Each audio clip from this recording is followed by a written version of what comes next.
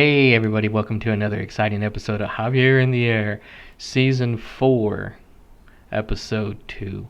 So I apologize about not being able to get one out last week due to technical difficulties beyond my control, obviously. I was able to figure out a way to get it for today, so at least I don't miss 2 weeks in a row, so that's going to be really good. So today I have a really good chock full of stuff show, so we're going to get right to it. Let's show what I did the past 2 weeks as far as the trash goes. So here we go.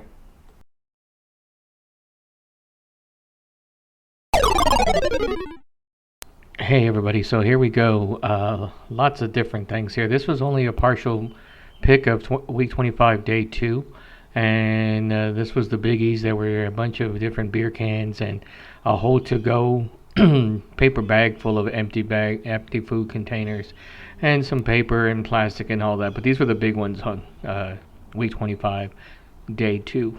Going into Saturday, you see here a lot of stuff. Even a spray, bug spray can, beer cans, various paper, crushed cans, water bottles, like 27, 28 cigarette butts, various bits of paper.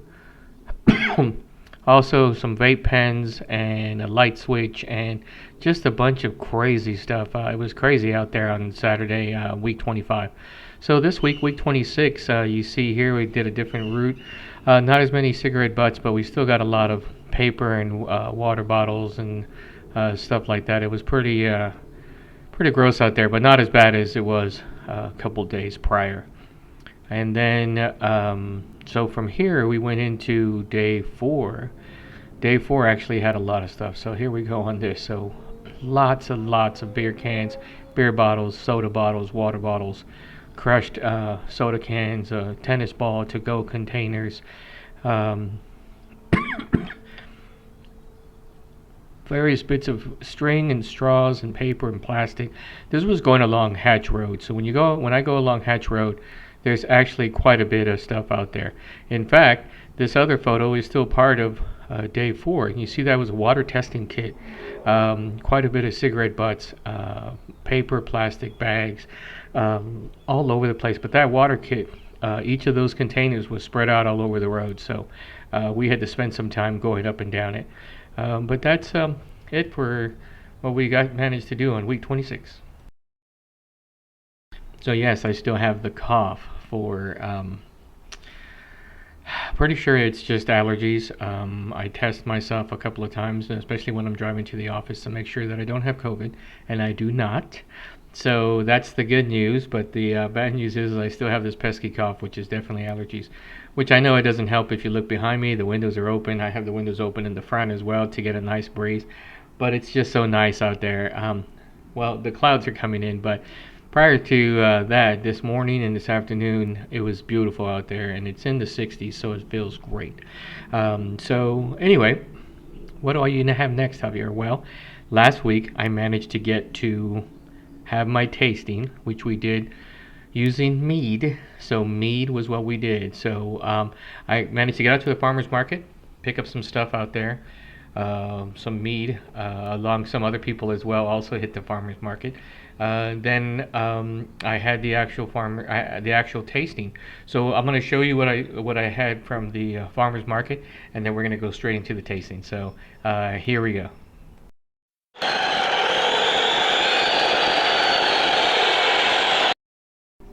All right, so this is the farmer's market, and actually this is Elgin Meadery, where most of the where most of the weed we got was. So this young lady was giving us tastes of different ones. There's the strawberry, I think it's called Vanilla Strawberries, and then there was the vanilla, or just straight up one, and then the one on the right, I can't remember. There's the logo for Elgin Meadery. If you haven't been, you need to go. If you haven't been to the farmer's market, you definitely need to go. This is the farmer's market up here in Cedar Park. And then there's the menu. It might be a little tough to look at because it's kind of small in here. But if you're able to see it, I would definitely go check it out. Hey everybody, this is the time for mead tasting is coming up in about an hour now. Just wanted to do a quick video for the podcast on it. Gonna have some good food, some good meat. In fact, let me take you. Let me show you what I have so far. So, my strobe light for the music. Okay, so here is Julia and James's submission, Stygian, mead with blackberry and blackcurrant, small batch. This is mine, Aromatis, mead with spices, small batch also. And as you can tell, both of these are Elgin, and one more Elgin, strawberry vanillus, strawberry mead with vanilla. So another one from James and Julia. So what I haven't shown you is I went to the farmer's market today and I got this. This is from, see if I get it, David Dowie's Bagelry. So they looked like they had some good bagels, and we got there relatively early and they were already out of a lot of the bagels. So that shows you how good it is for people. This right here, if I can get it open, is a excuse me, burnt cheesecake.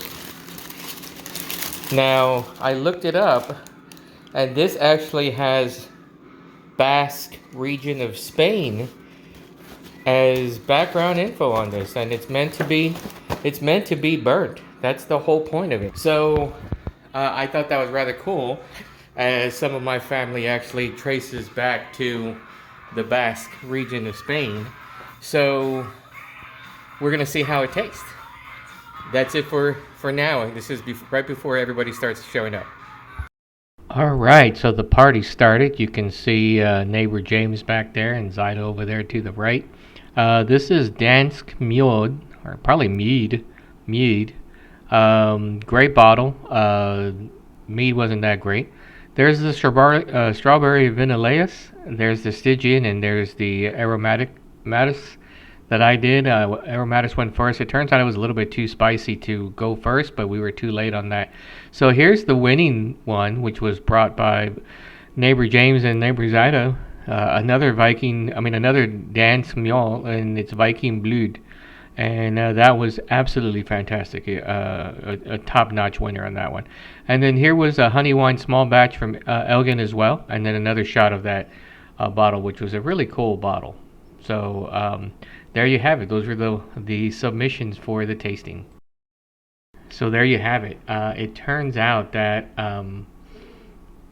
mead was really fantastic. And those bottles that were done by Dansk Mjod, or Mead, I can't say it right, I know, I'm butchering it, I apologize for that. They were like ceramic in nature, but they weren't as big as it looks in the photo. So like the bottles were actually quite large, but it was really ceramic surrounding a sleeve, almost like a tube in there. So it didn't fill up the entire thing, but it was a really cool bottle anyway. Or at least it appeared that way. Maybe I was wrong. If the people from Dansk want to let me know on their meadery, I'm trying to fix my glasses here, then by all means either send me some more samples so we can try it again, or just correct me on my pronunciation. So, and I'll get it into the next week's podcast. So there you have it. So the winner, like I said, was Viking Blood, probably blood, B-L-O-D, but the O had a certain accentuation on it. And kudos to neighbors James and Zyda. They did fantastic on picking that, and it was fantastic. I wish I had more of it here in the house. I did have another one from Elgin Meadery called Invictus, which was blackberry as well, but I couldn't submit it because there was already one with blackcurrant and blackberry in it, so I didn't want it to just taste exactly the same, so I went with the Aromatis. I think there was one that was not pictured, and I'm pretty sure it was called Redstone, and it didn't do well, let's put it that way. So it was no shame in not showing the bottle of it. So the winning thing, there was about, I'm looking at the board, that's why I'm looking up, seven. I think there was 8 people that were judging. And part of the judging rules is you had to actually be um, partaking in imbibing it. So if you showed up and you didn't drink, which is fine, and I've had plenty of people here before that don't drink, y'all are welcome as too. If I invite you, you're welcome. So you don't have to drink. But if you don't drink, then you can't judge, because it doesn't make any sense for you to vote for your wife or your husband's, or your spouse or significant other, boyfriend, girlfriend, whatever, and then be like, yeah, well, I'm going to vote for theirs because I'm here. I'm going to vote. Not fair. So we make it so that anybody that partakes can judge. Excuse me. So that being the case, with 5 votes, uh, Neighbors, James, and Zyda won. So they won a gift prize, best of show, so to speak, and it'd be a nice little chunk of change that will go towards the next tasting. So the next tasting, we voted. So people who may not know, if this is your first time watching Javier In The Air, welcome. And rules of the game are: bring whatever the theme is, gets judged by everyone, winner gets a door prize, and then we vote on the next one.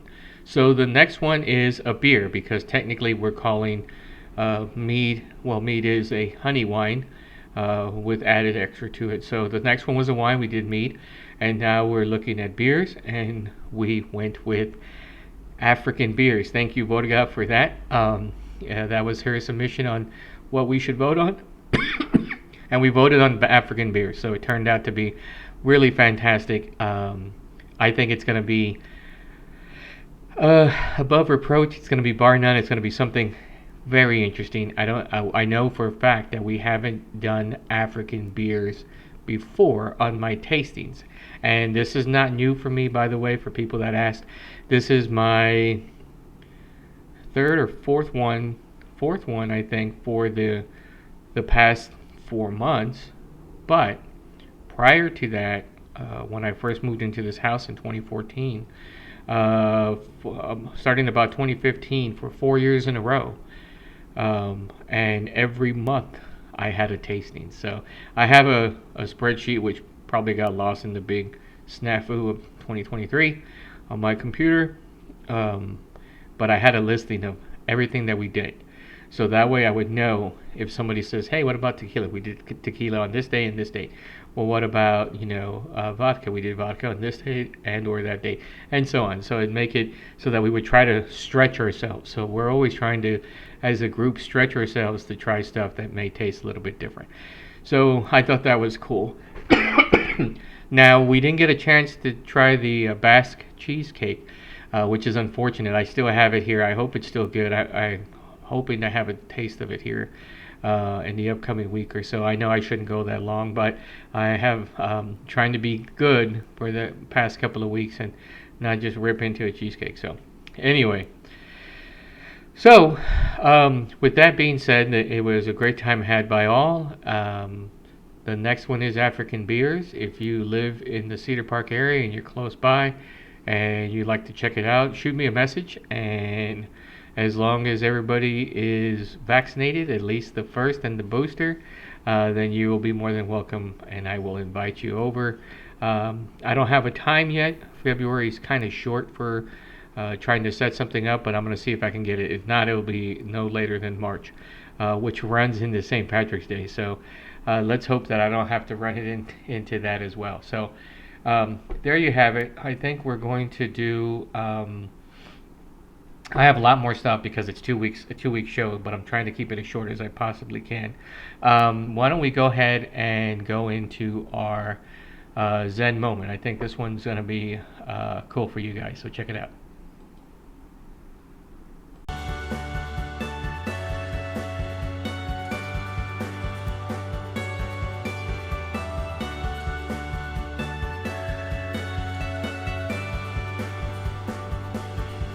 Hello, happy neon tree, standing there but dancing merrily.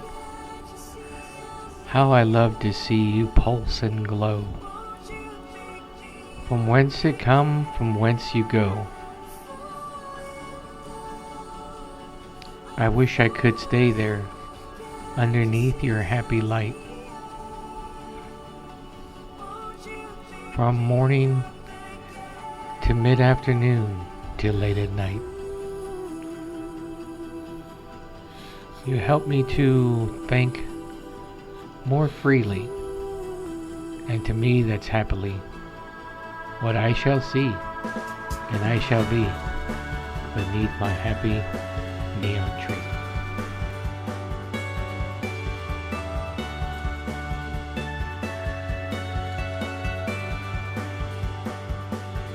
There you go, our Zen moment, as we call it here at Javier In The Air. So fantastic. I really like that light. My aunt said, "Oh, is this your new Christmas light?" And it is now, definitely for sure. It's gonna be my Christmas light until it falls apart, which hopefully it won't, because I just bought it this year. Excuse me. So, some people have been asking me about some of the things that I'm gonna do for 2023, and I think I mentioned if you go to the archives on YouTube at Javier In The Air, not on the air, that's a totally different person. It's not me at all. I'm not affiliated with them. Javier In The Air. You can go to the December archives and you can see some of the things I talked about. But one of the things I want to do, try to get some more people on this year. 2022 was, I didn't have a lot of people, so but I'd like to get some more on here. I will have more tastings, so we'll do more about that. I will try to get as many people as I can out here, or via Zoom. If you are a mom and pop organization and you want to get on the show, just by all means reach out to me. If you're having some event in the Cedar Park area or close by, let me know and I will try my best to get out there and do it. Let's see, what else? So, before I go into our bottom line, let's talk a little bit about some project that some other another person did for me. So I had, thanks to neighbors Zaida and James, I had a large amount of Crown Royal bags, and it wasn't them; they got it from someone else. So it wasn't just them pounding on the Crown Royal over the years, but we had a large number of Crown Royal bags, and I wasn't sure what I was going to do with them. But a friend of mine, Angela Green, who lives in South Florida, said she'd take it on and do a project for me. So I want to show you what she wound up with. So take a look. So here we have it. So it was quite a endeavor for Angela to do this for me, and I really appreciate her for this. She said she cut about 600 pieces for this, excuse me, and was able to put it into the fantastic pattern that she had. I wish I had it folded so you could see the backside, but I didn't have a photo of it. I couldn't find it before the podcast started, so it's a nice, like, velvet black backing type of thing. I'll have to find out exactly what the material was, but it was really fantastic. And she took, excuse me, took the Crown Royal bags, cut it into different shapes, and you have what you have before you. It's really turned out fantastic. I definitely well and above and beyond what I expected, and everybody who looked at it and has seen it and felt it found it to be ultra fantastic. So thanks a lot to Angela for that. Thanks, Angela. Okay, so there you have it, the Crown Royal quilt. Let me tell you something. Whatever that backing is that Angela put on there, fantastic, very very warm. It's great on these cold mornings, cold afternoons even, and cold evenings that we've been having lately here in Austin. Of course, right now it's in the 60s, but still, it's fantastic. So I appreciate her doing this for me. Um, so it was great. So we're going to get into the bottom line. Then I have one or two more things afterwards. We're not going to have a spirit time because that's what the tasting was all about. But let's go straight into the bottom line. I think you might like this one, so check it out. Dark Frog Social Media presents The Bottom Line: Reverse Quitting or Quiet Communicating with Javier. Hi, friends. Welcome to another Bottom Line. So this edition is called Reverse Quitting or Quiet Communicating. So I came across an article 2 weeks ago, and it's the first time I got a chance to talk about it. Article on MSN, and they talk about um, that there is an issue now coming across where people want to be more engaged when it comes to their work. So what that means is, or what the article goes on to talk about, is that people are beginning to realize that they want to take on more at work, which also will then imply that they could get more of a raise, but they're feeling um, that they're not getting enough communication from their managers or employers. So, kind of the reverse of what we were seeing. We were seeing a lot of people saying that they didn't want to take on anything new because why should they? They weren't getting paid for it. And they were quiet quitting, which means they were just simply doing their 40 hours and going home after that, which then relayed into a better work-life balance for said individuals. But now, can't say it's the same individuals, don't know, but the survey is showing that people are wanting to now all of a sudden take on more responsibility, which that means more work. So along with the burnout and everything that people were having during the pandemic, they are now saying that they want to take on greater responsibility. Of course, greater responsibility means more money. So an interesting statistic they had here was 63% of the workers surveyed said that they would, if they had a good work-life balance, that they were willing to go above and beyond, whereas only 29% workers said that they wouldn't go above and beyond if they had a poor work-life balance. So now the question is, are we coming full circle? What's going on? So the individuals surveyed, I don't know if they were quiet quitting or not, but if they were quiet quitting, and now they want more responsibility, then they're back to where they were before, don't you think? They're wanting a good work-life balance, but if you already put in your 40 hours and you want to take on more responsibility, chances are you might have to work more. So then is your work-life balance getting skewed, which means you want to keep that work-life balance, or a lot of people are wanting to keep that work-life balance, but then they're also wanting greater responsibility because, as we know, greater responsibility usually relays into greater salary. So the article continues to say that part of the problem that they have is they're not getting a lot of good communicating. And luckily, I was with the neighbors, James and Zaida, and the other friends, James and Julia, which has been on the show before. And I got to talking with them, and they said some of the responsibility is on the employee. If you want more, you have to ask for more. So you have to communicate with your managers, bosses, whoever, and say, I would like to take on more, with the understanding that that means either promotion or moving up in the company in some way, other way, shape, or form, and that usually refers to more money. But first and foremost is you have to start the communication, because the second part of this is that you may not have managers that are good communicators or that are very good at being managers, and so you might have to prompt them, kind of poke them with the stick a little, and communicate and let them know that you are interested in wanting to get more responsibility. Doesn't necessarily parlay into having to work more hours, just more responsibility. So the whole other end of this is that what we've talked about here on the show before is that people who only want to work from home, opportunities can and will get lost if you only work from home. If your boss doesn't set up something like a one-on-one, which the article goes to say that less than 35% of companies surveyed said that they actually meet with their employees on at least a quarterly basis.